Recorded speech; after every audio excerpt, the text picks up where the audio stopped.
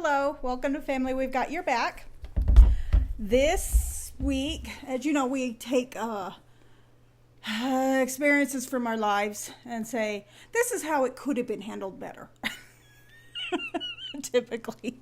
It's like, yeah. We try to learn from our mistakes. Right, yeah. And we're just trying to pass that along. Yeah, we want you to learn from our mistakes. That's So where anyway. wisdom occurs, is when you can see someone in their difficulty There you go. and think, I can do better than that. Yeah. I don't know. Kind of not exactly No, what we're not going that. for, but it's more like, No. this is how research says you should handle situations. We did that poorly, so how about we now try to fix it by using these suggestions, right? Right. Right. Well, oftentimes when you are in a situation with someone and you're not happy with the outcome and there's no way to, like, fix that. And you... Literally, the typical- there's no way to fix it. Because any kind of relationship is dependent upon both of you. both, right? Well, I mean, you can feel one way about the relationship, and then the other person is totally fine. Like, and so you don't get to choose how they feel about it or think, right? And what they've done. You don't get to choose anything related to them. You can just choose your part. How you handle it. Anyway, Yeah. but so basically, we're talking about closure, and we're talking about how often you don't get that. No. And at least it's not just within in a the breakup. relationship. Within the relationship, you might not feel closure. Right. Well, I mean, yeah. It's like, we talked about it a while ago, how the juggler wanted to know why the girl dumped him. Oh, right. And ghosted him. And so he called the radio station, and they called her, and like, he embarrassed me for like 10 minutes and didn't notice. I don't like him anymore.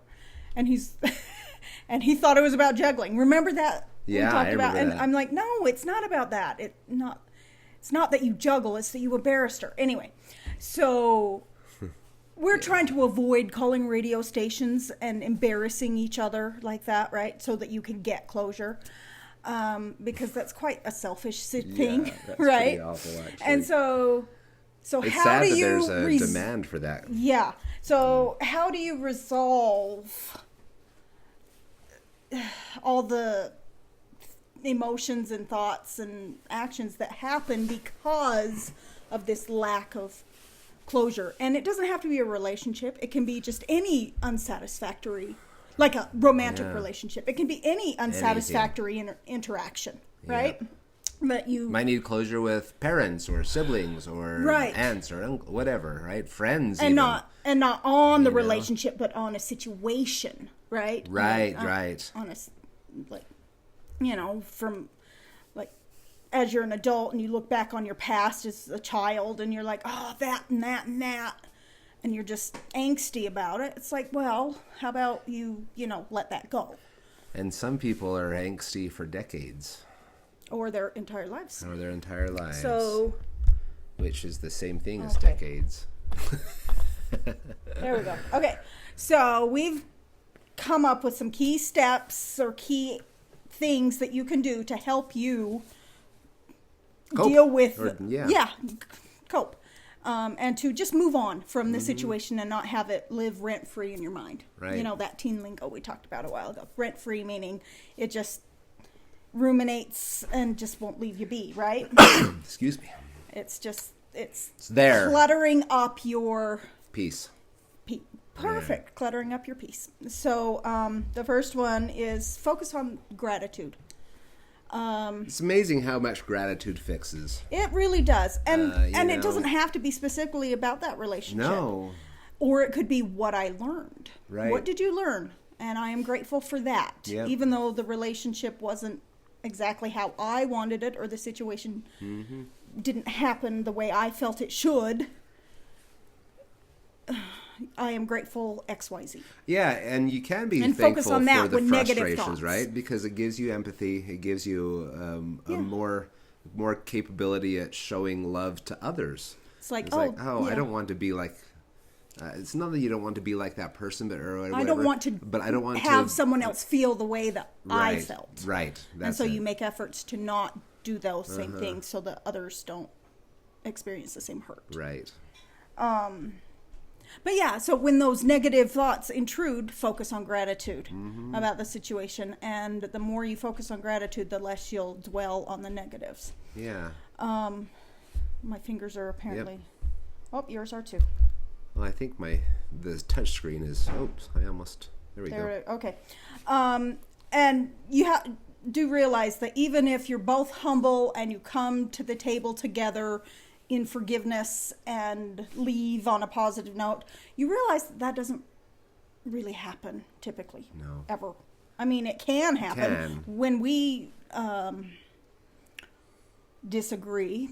That's what we do. Yeah. We come together instead of pulling away from each other, and we resolve it, right? And you can't do that and find resolution in every situation. If the other person in the relationship isn't ready for that, well then or they just want nothing to do with you, or whatever it is, or if it's like inappropriate to bring it up again, to let's have a sit down and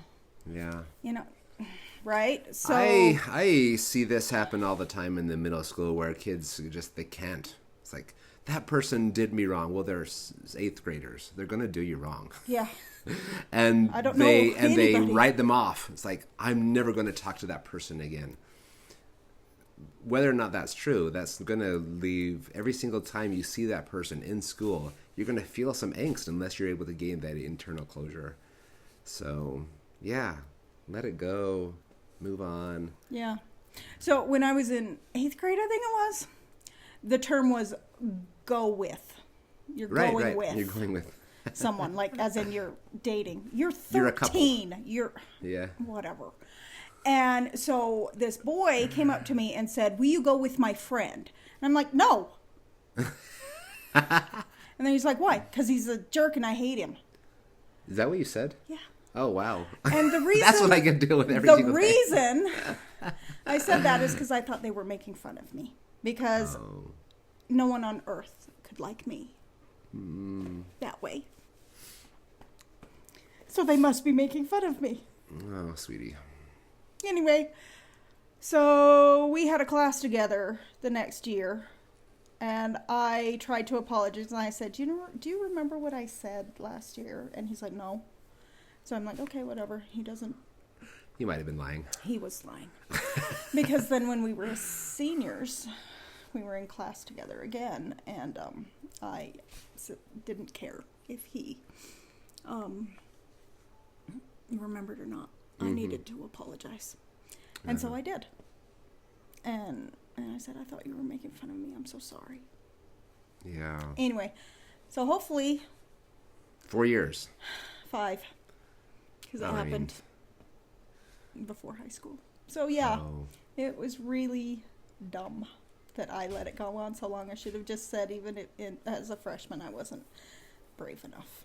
Well, and if you don't even have that is a ridiculous example. If you don't have the guts even to say it to the person, you can still reach internal... but when an apology is owed, it won't be as complete, for sure. Right. You can forgive someone without an apology, but you need to apologize. Yeah, you need to apologize. Does that make sense? For wrongs that you do. Yeah. It's on them if they apologize, but it's on you if you forgive. And so, so I guess that's the next one we're talking about. So forgiveness, letting it go, forgiving, deciding that however it's not worth the emotional energy. It's not worth the emotional energy to hold on, bring that negativity into your life and hold on to all the hurt. But the internal closure idea is more, no matter if that coming together happens and you forgive one another and happy, peaceful feelings exist between you both, even if that happens, it's your choice to accept that. Yeah. Right? And so even if everything you hoped had happened, you accept it, right? Yeah. If it doesn't, that's when that curiosity of mind, the what ifs shoulda, coulda, wouldas, the how could you be so, and Yeah. And so it's the you deciding to be at peace with it. It's you deciding to let go. You deciding to move on. You deciding to take the lesson from whatever situation happened and learn from it and grow and become a better person because of it and treat people better because of it, right? Well, we should have had another one here on here too. Oh, what's that? We have focus on gratitude. Yeah. You can even be grateful for the person for the good they do. Yeah, because like, they're not completely most Satan. Most people are not just inherently evil. Right. You know? Most people aren't. There's some good in everybody. So it's up to you to focus on the good, right? Yeah. Recognize that everybody that does has, tie in with gratitude. It does. But focus on the good. The I mean, there positive must have been reason that you had some interaction at all, right? Yeah. And so focus on that. You know, you don't have to remember people at their worst moments. You can remember them in their best moments. Yeah, and choose to focus on that, and that helps bring closure or a resolution to the situation. Yeah. So, I don't know how to explain it other than just it's your internal acceptance. It's your willingness to choose to move on, your willingness to let it go, to have that curiosity of what if curved. Yeah. And so, yeah, for me, like, I read mystery novels because I'm curious. I like to solve things, solve situations. I like that final piece of the equation to fall into place because of XYZ, right? I like that. And so when I don't have that, it just spins Leaves in my you wound mind. up, yeah. It does. So another thing that I do is if I can't stop having that spinning mind, I have a song go through my head instead. Oh yeah, that's healthy. To just stop the spinning, and then I can redirect my thoughts to the positive, right? So figure out what works for you to stop the spinning so that you can redirect. And eventually, as you employ these redirective activities and you choose what you want to think about the situation, eventually those neural pathways that you have created that are creating the negative influence in your life, they will now be more positive. They will be a new path in the snow, basically. Yeah. But at first it's going to be knee-deep trudging. And you're going to have to make an effort every time.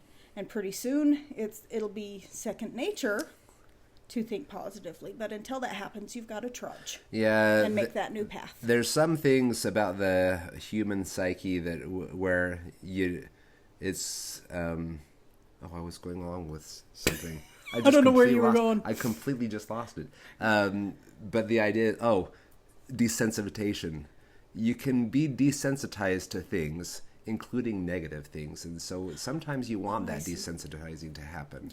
Yeah. It's like, that wasn't as bad. It might come 10 years later when you recognize it wasn't that bad. Right. But work on come. having it come. It'll come. So. Yeah. There was... Oh, never mind. But yeah, the quote. Go. Oh, so we can read backwards. Yeah, there we go. Easier. Closure happens right after you accept that letting go and moving on is more important than projecting a fantasy of how the relationship could have been. That's Sylvester McNutt. He's an author, podcaster, self-help person. Yeah. Guy. So yeah, it's not worth it. It really isn't. Don't keep yourself hung up on what might have been, on some kind of fantasy that you're envisioning. Life is designed to be difficult, but it's even more designed for us to move past our difficulties and experience happiness whenever we, or at least peace, wherever we are. I'm trying to remember exactly how to say it. Let me Google something. You come up with something pithy to say while I Google. Oh, pithy. Oh. What in the world? Hey, it's Father's Day this weekend. It is. Talk about focusing on if you're really angsty. Talk about the need to apologize and make right. Oh, yeah. Did wrong. If you have a situation where you have been the wronger, you do need to apologize. There needs to be that impact, because I mean, even if you've said something abrupt or hastily or whatever, when you say something, that's going to live with you unless you can undo it. Yeah. And the only way that can be undone is through a formal act. So you did a formal act to this person or whatever. In order to make it right, you really have to make a formal act to make it right. You can't just let that apologize in your head. You can't just apologize in your head. And it's difficult because pride gets in the way. It's like you don't want to recognize to this other person that you have done wrong. But if you have, it's the only way. It's like it's just like physics. Every action has an equal and opposite reaction. There you go. And if they don't forgive you, that's on them. Yeah. But at least you got to make the effort. Built the bridge halfway, right? You can only build the bridge halfway. You can't halfway. build their half of the bridge, right? Mm-hmm. Okay, so the quote that I was looking for is from Ernest Hemingway, A Farewell to Arms. And I've used it in the podcast before, but for me it's very poignant. And a lot of people only understand half of it. A lot of people say it's a very hipster quote. So why don't you just read the second half then? I'm just explaining. No, it's not. Oh, my word. Okay, the That's quote nice. is, "The world breaks everyone, and afterward many are strong in the broken places." All right, and so most people think, well, it's me against the world, and I can overcome and be strong. But the real meaning is that you being broken is a good thing. Let that broken help you become better. Let that reshaping, refining, changing, and molding. Think of yourself as unfinished pot, not a fired pot, right? And the potter is molding you. And so when those changes and pushes and kneading and happen, it's to perfect you, right? And so focus on the positive of these difficult situations, that they are changing me for the better. Like, you're not perfect when you're born. You're not. You're a human with weaknesses. And this process of change and movement and growth and redirecting is actually meant to make you stronger. Yeah. And so, or at least more beautiful, Well, a beautiful soul. Yes. Yeah, it's to help you be who you're meant to be. Yeah. And you cannot accomplish that without strife and struggle and opposition. Right? And so let these angsty relationship situations teach you how to be a better person, instead of just putting more hate into your backpack, more angst, more negativity into your backpack, and victimhood, right? Because if you choose closure, you are choosing to be the main character in your life instead of being a victim. You are choosing empowerment and choosing to be your own hero and heroine. Yeah.